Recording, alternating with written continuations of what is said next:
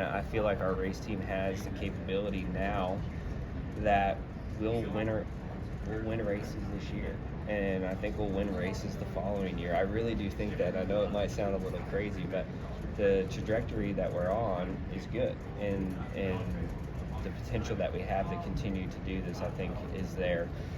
Obviously, it's very tough to win in the Cup Series, and to answer your question, I'm very thankful that it's not a one-hit wonder, because for so many years, all I wanted to do was win a Cup race, right? And so once you do that, you're like, oh, that's a relief.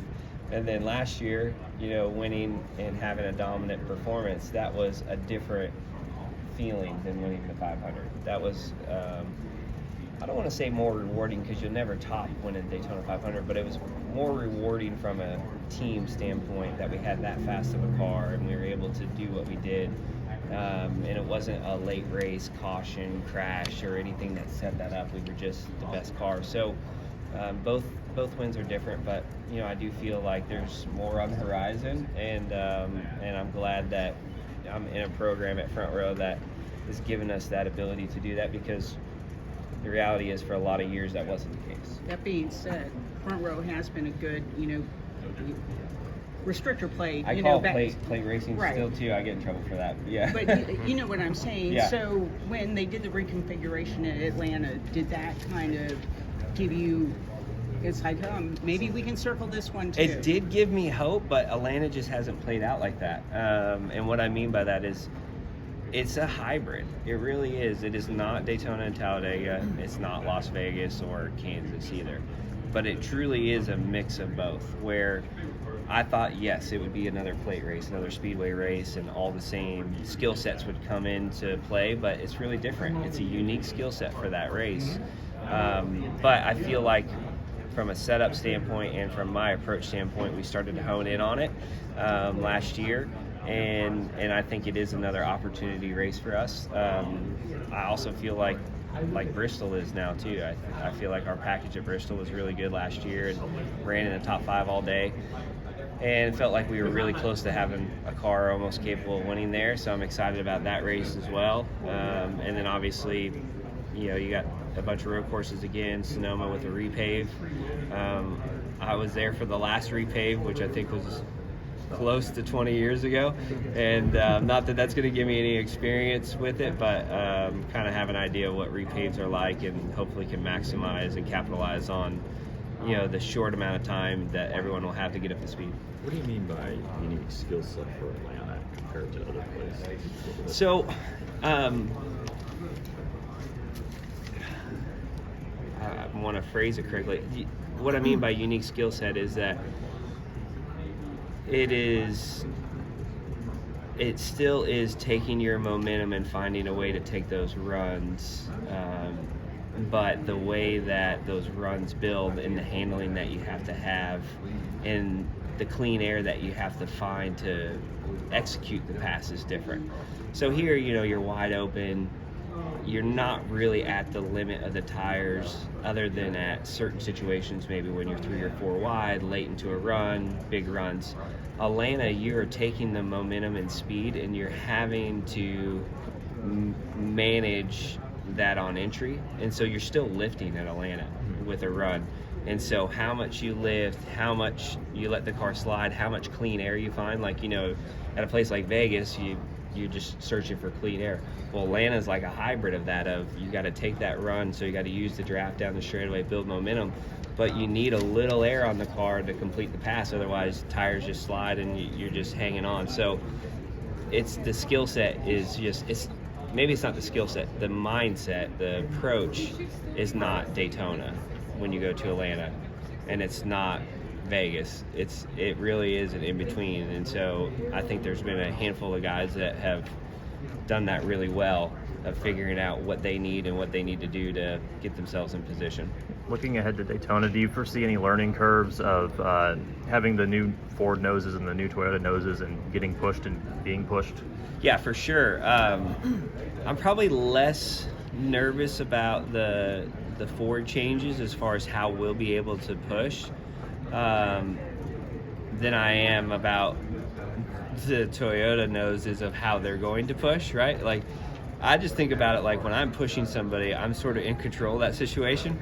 When you're being pushed by somebody, you're in no control of the situation. And so what makes you nervous is somebody getting on behind you and giving you a shove and it turning you sideways in front of the field. But if you just look at the basics of it, if anything, it should be better for them. And so for us, it's just going to be for the dark horse and for the Ford teams is just going to be figuring out what are the differences. Do we need to be a little bit left? Do we need to be a little bit right? Do they line up the same? And you don't know until you know, and we won't know until we're in the race on Thursday night in the duels and sort of figuring it out for the first time. So, but I don't anticipate there being a huge change. Just trying to figure out the nuances of small little details. Tyler Reddick talked about one of the things was the bumper situation from last year and said, look, his incident here in this race, he felt like his bumper, the Toyota bumpers were different.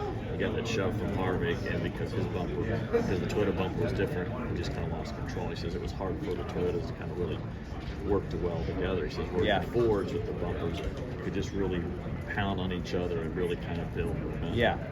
How did you see that, and how that played? Well, I think that the Fords have been the best at that, and it'd be out of my pay grade to tell you that, man, everything has been intentionally designed to be really good at Daytona and Talladega. I don't think that was the intention. I just think that over the years, we've seen the benefit of being aligned and being able to push is a really important aspect to it. And so, yes, everything comes at a price, though, right?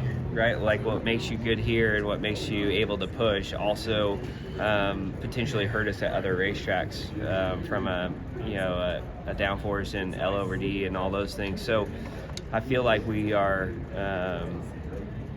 going in a good direction with the dark horse, but I do feel like everyone else is making improvements to be able to push here and do all the things that they need to do as well. So yeah, and a lot of that too is the teams don't have a lot of say on that. More than anything is the car design, right? And that's more from the production retail side than it is the race side, right? So I think that everyone's done a good job of moving and shaking throughout the years to try to get everything as good as we can. How much jostling goes on in the cockpit when you're getting hit or you're hitting? That we don't really have a true appreciation of. There is a lot going on, for sure. Like when you see somebody get on a bumper and push, and it looks like, oh yeah, they're just locked together, and that looks easy. It's not easy at all. That lead car has a lot of work and a tremendous amount of responsibility to keep that line straight, and so you're trying to run a straight line, but the whole time you are wheeling it inside because back tires are off the ground and you're just dancing like you're on cafeteria meal trays on the backs there. So there is a lot going on. It's not as simple as it looks. And being that it's that busy for us, I can't even imagine what it was like for the guys that couldn't get aligned really well. So yeah, it's not as easy as it looks for either car, the pusher or the car that's getting pushed, and it's not like tandem, right? Like tandem, when those bumpers were truly designed to just, it was like a card table, in the front and the back, and they would line up perfect. It's not like that, where you're just hammer down and it's easy to drive. It's a lot of work, and the guys that do it well make it look easy, and it's not easy. With the win at Indy last year, have you and your team felt approach differently this Daytona and this upcoming season than you would have in the years after you won Daytona? No, not really, because it's just been a progression of our race team and race cars getting better, and so the approach doesn't really change once you win or not win. I think what changes is just maybe the confidence and the overall approach of aggression on weekends where you're really close to making it happen, and then maybe a little bit less pressure on the weekends where maybe you're running 15th and you just go for it from a strategy standpoint, or not putting tires on or something like that, because you know that it's not your last opportunity, because we have tracks that we have speed and we can create opportunities in. But yeah, I don't think we ever got to a place where like, okay, now we won, let's change it up. It's just more of building and learning from each experience and trying to get better. All right, thank you. spoke a moment. This is Daniel Hemrick, driver number 11 Collie Grix Chevrolet. Make sure you hit that subscribe button. Also check out one of those 2 videos beside me. Visit frontstretch.com for more racing content.